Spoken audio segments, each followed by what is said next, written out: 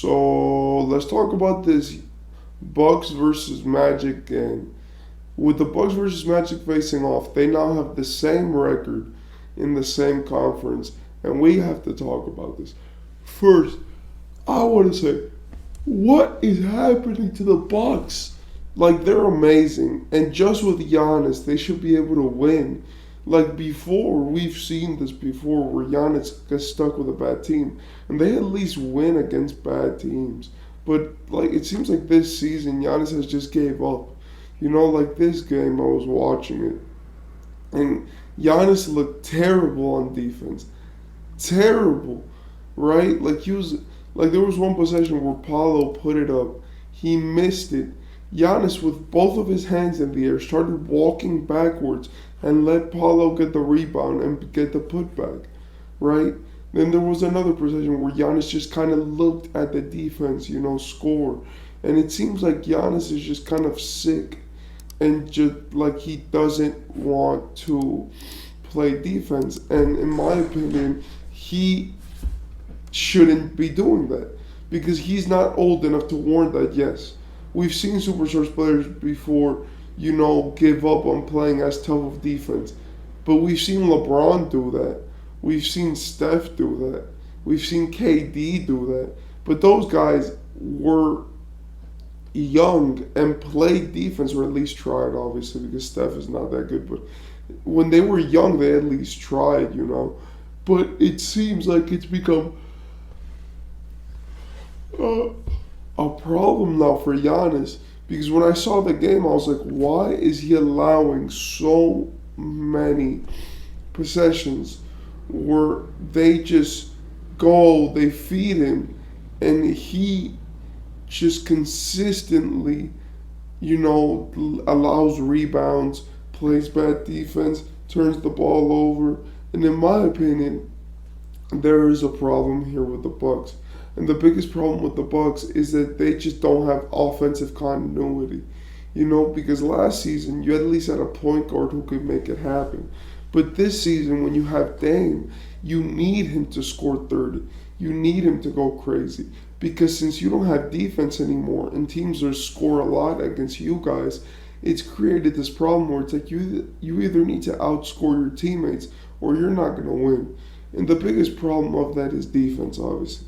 Defense wins championships. We've always known it, and it's a true fact. But people don't like to understand that. Like, just because the Nuggets are great on offense, probably one of the best offenses of all time, doesn't mean that they don't play defense. They are an amazing defensive team, and the way that they play defense is very fit for their players. But with the Bucks, and especially with this new coach, we've really seen that they don't play defense. They try to, and Brook Lopez, even though he's Asian, he does his best.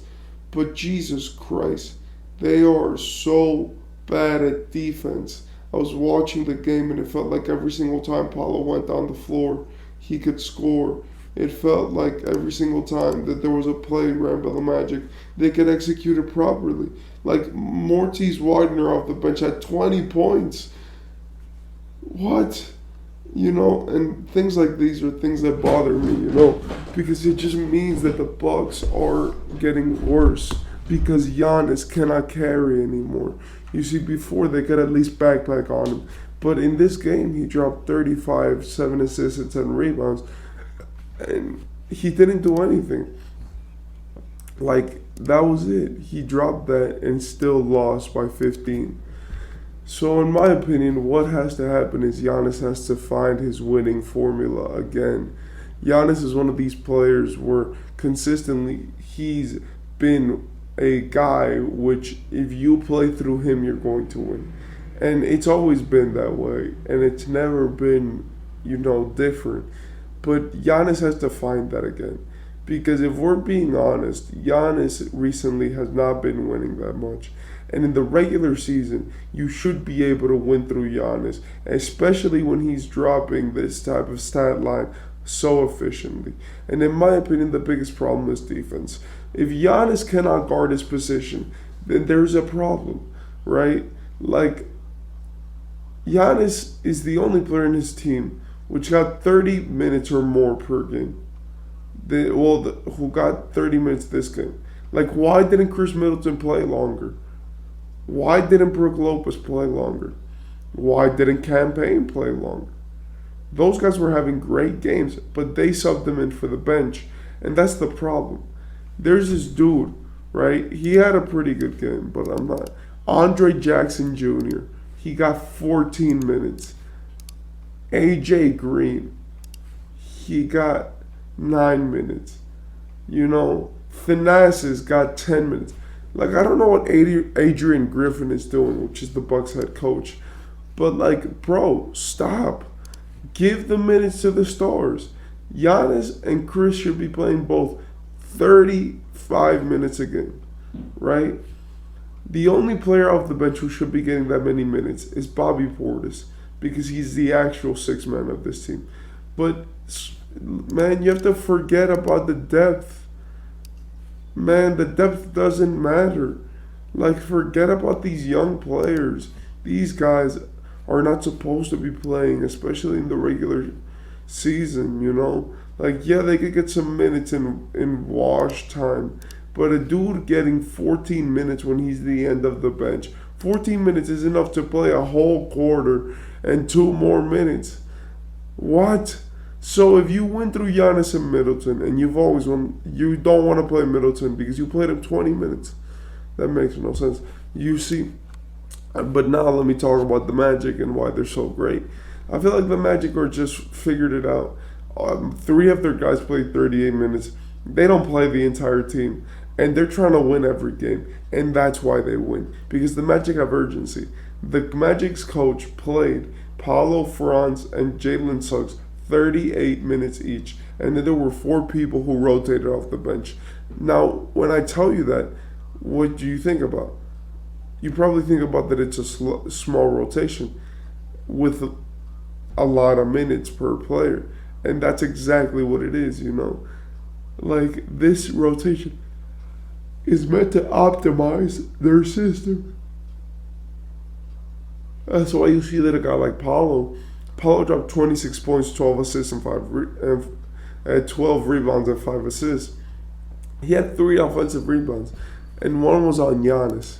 And when you see that, all that you have to say is, like, this kid is going crazy, right? Like, Paolo for the season has been averaging 19 points, 7 rebounds, and 5 assists on almost 50% from the field, right? And he's doing that